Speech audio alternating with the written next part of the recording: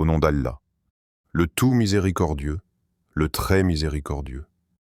Beaucoup de personnes pensent que la taqwa se reconnaît seulement à la prière, au jeûne, au Coran. Mais la vraie taqwa ne se voit pas uniquement dans les actes. Elle se voit surtout dans le comportement. Voici maintenant quelques signes clairs que ta piété est réelle. Premier signe. Ton comportement change, pas seulement tes habitudes. Religieuse, il y a des personnes qui prient, mais dont le caractère reste dur. Il y a des personnes qui jeûnent, mais dont la colère est toujours aussi vive. Et il y a celles dont la foi, discrètement, transforme chaque réaction, chaque regard, chaque silence. Le premier signe d'une taqwa réelle, c'est ce changement intérieur qui finit par apparaître à l'extérieur. Tu ne deviens pas parfait, tu deviens conscient. Conscient de tes paroles, conscient de tes réactions, conscient de ton impact sur les autres. Avant, tu répondais avec violence. Maintenant, tu prends 1 seconde de plus avant de parler. Avant, tu t'énervais pour un rien. Maintenant, tu respires. Avant, tu blessais sans t'en rendre compte. Maintenant, ton cœur te freine.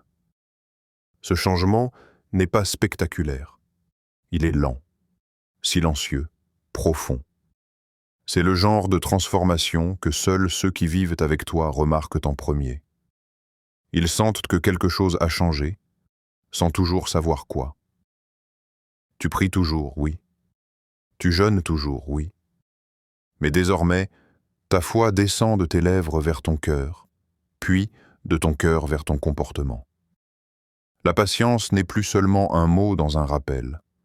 La douceur n'est plus seulement un conseil entendu à la mosquée. La justice n'est plus seulement une valeur lointaine. Elles deviennent des choix quotidiens. Même quand personne ne te regarde, même quand tu pourrais faire autrement, même quand ton ego réclame sa place. Deuxième signe. Tu fais attention à ta langue. La langue, si petite, mais si lourde sur la balance. Avec elle, tu peux élever un cœur ou le briser, rassembler ou diviser, apaiser ou enflammer. Le deuxième signe d'une vraie taqwa, c'est cette vigilance nouvelle qui s'installe entre ton cœur et ta bouche. Tu ne parles plus de la même manière, pas parce que tu as peur des gens, mais parce que tu as conscience d'Allah. Avant, les mots sortaient vite, trop vite. Maintenant, ils passent par un filtre invisible. Tu te demandes, est-ce utile? Est-ce vrai? Est-ce bienveillant? Tu évites le mensonge, même quand il pourrait te faciliter la vie. Tu fuis la médisance, même quand tout le monde s'y plonge. Tu refuses les paroles qui humilient, même quand la colère te pousse. Tu découvres que se taire est parfois plus fort que parler. Que ne pas répondre est parfois une victoire sur l'ego. Que protéger la langue, c'est protéger le cœur. Et peu à peu, les gens le sentent. Tes paroles rassurent plus qu'elles ne blessent. Tes silences deviennent plus lourds de paix que certains discours. Tu ne parles pas moins parce que tu es vide. Tu parles moins parce que tu es plus conscient. Ta langue ne cherche plus à dominer. Elle cherche à préserver, à apaiser, à ne pas être une cause de regret au jour où chaque mot sera rejoué. Troisième signe, tu es juste avec ta famille. La vraie taqwa ne se teste pas dans les foules. Elle se révèle dans l'intimité, derrière une porte fermée, là où personne n'applaudit, là où personne ne félicite. Avec ton épouse, ce ne sont pas tes discours religieux qu'elle retient, ce sont tes gestes, ton ton, ta manière d'écouter quand tu es fatigué, ta capacité à être doux même quand tu es contrarié. Avec ton époux, ce ne sont pas tes rappels qui pèsent le plus. C'est ton respect, ta loyauté, ta manière de parler devant les autres et en privé. Avec tes enfants, la taqwa ne se prêche pas. Elle se transmet par l'exemple. Dans ta patience quand ils répètent la même faute. Dans ta justice quand tu pourrais favoriser. Dans ton calme quand ton énergie est épuisée. Avec tes parents, la taqwa se voit dans ta voix. dans ta façon d'écouter leurs paroles même quand tu n'es pas d'accord, dans ta manière de les servir sans soupirer, sans rappeler ce que tu as déjà fait. Car la maison est le premier champ de la foi. C'est là que la patience est la plus éprouvée. C'est là que l'ego est le plus provoqué. C'est là que la vraie douceur est la plus difficile. Et pourtant, c'est là que la taqwa authentique choisit de s'installer.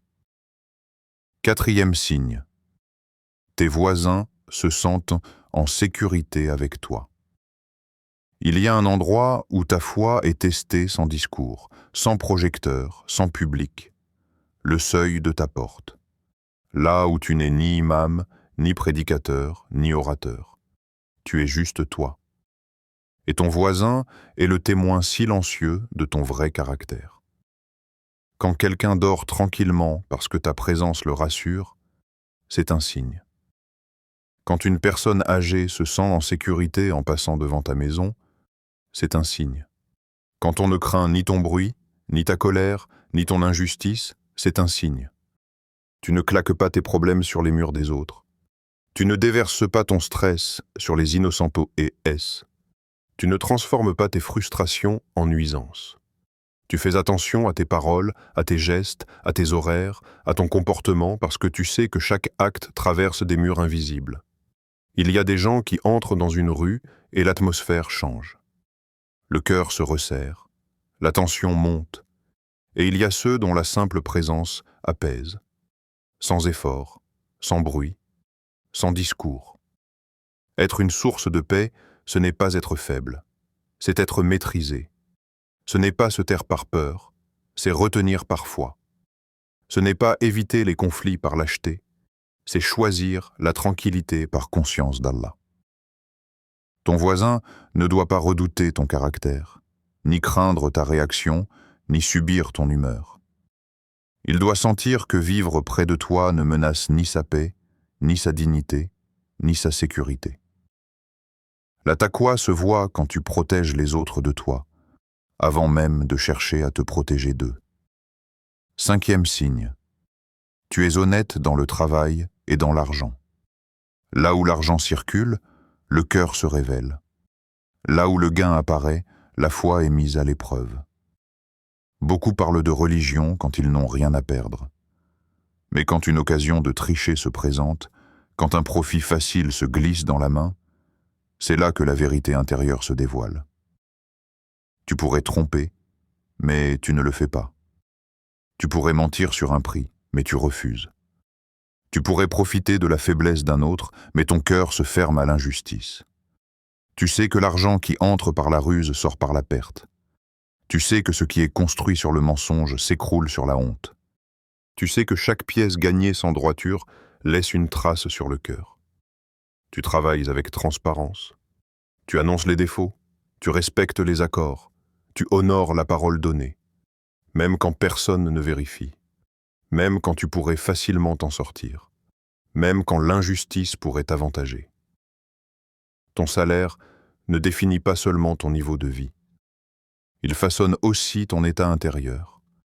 Car un cœur nourri par le licite ne bat pas comme un cœur nourri par la tromperie. Tu préfères gagner moins avec paix que gagner plus avec trouble. Tu préfères la lenteur honnête au succès sale. Tu préfères un petit revenu béni qu'une grande richesse qui te suit comme une ombre. Et chaque fois que tu refuses une injustice, même minuscule, tu rappelles à ton âme que la foi ne se loue pas. Elle se prouve. Sixième signe, Ramadan te transforme vraiment.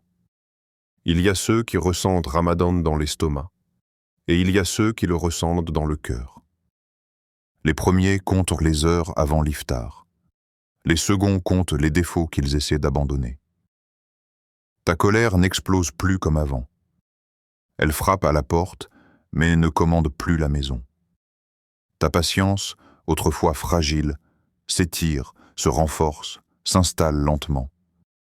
Tu ne luttes plus seulement contre la faim, tu luttes contre tes réactions, contre tes mots, contre tes regards, contre tes intentions.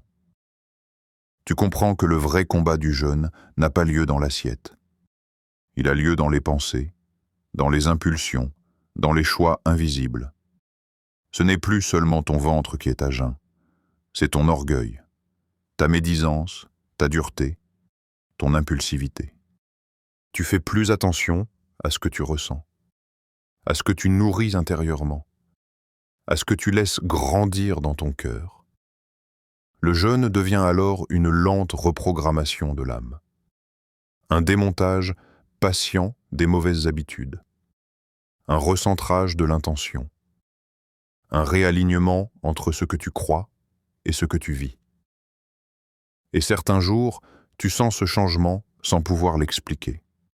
Moins d'agitation, moins de réactions automatiques, plus de silence intérieur, plus de retenue, plus de conscience.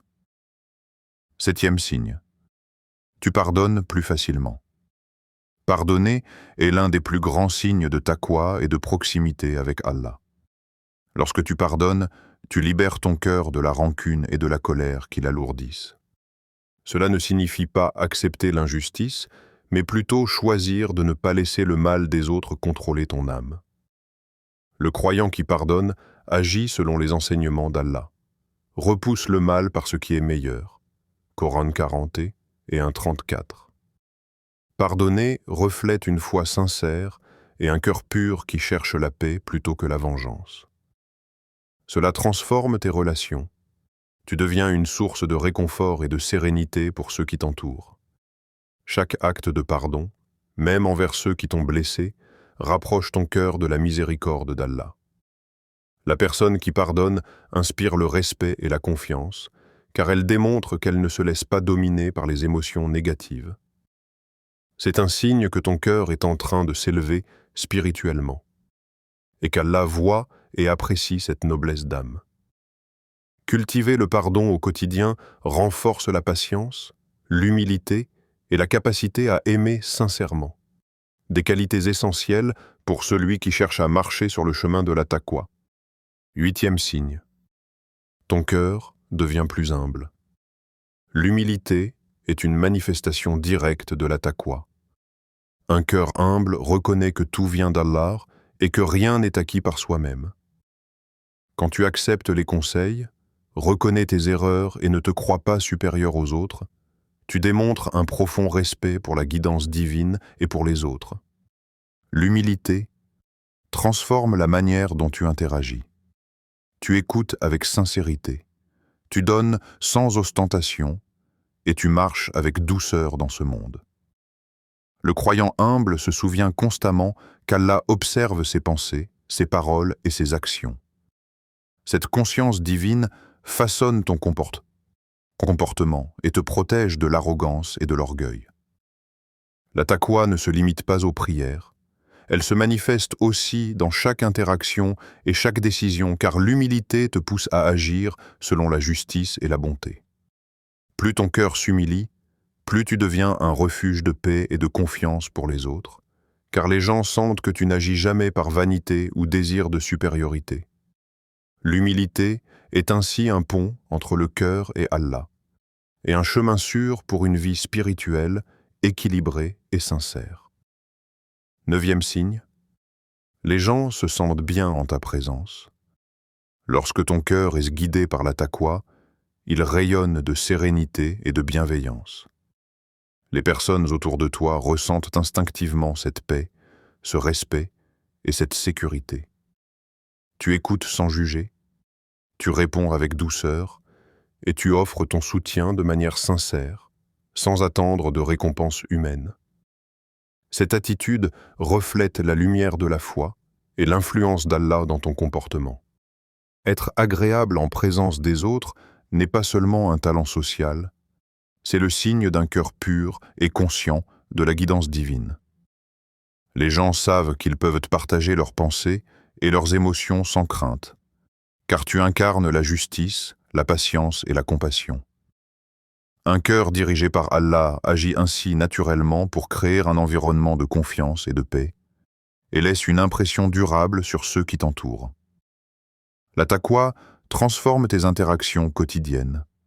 Elle fait de toi un exemple vivant de bonté et de respect, et un lien direct entre la guidance divine et les cœurs des autres. 10e signe. Après ta mort, les gens se souviendront surtout de ton comportement. Les prières sont essentielles, mais ce sont tes actions et ton comportement qui laisseront une empreinte durable. Lorsque ton cœur vit selon la taqwa, les gens se souviendront de ta justice, de ta bonté, de ta douceur et de ton intégrité. Chaque sourire sincère, chaque parole de soutien et chaque acte de bienveillance construit un héritage spirituel qui survit bien après ton départ. Allah connaît la sincérité de ton cœur et la justesse de tes intentions, et ces qualités deviennent le témoignage vivant de ta foi. Vivre avec conscience d'Allah transforme ton comportement au quotidien. Tu deviens juste, compatissant, patient et humble. Ces qualités marquent profondément ce qui t'entoure, et ton influence spirituelle perdure dans les mémoires. Le croyant qui incarne la taqwa dans sa vie quotidienne prépare ainsi un héritage éternel, où sa foi se manifeste non seulement dans ses prières, mais surtout dans la beauté et l'excellence de ses actions envers autrui. C'est ce comportement qui témoignera de ton attachement sincère à Allah et inspirera les générations futures à suivre le chemin de la piété.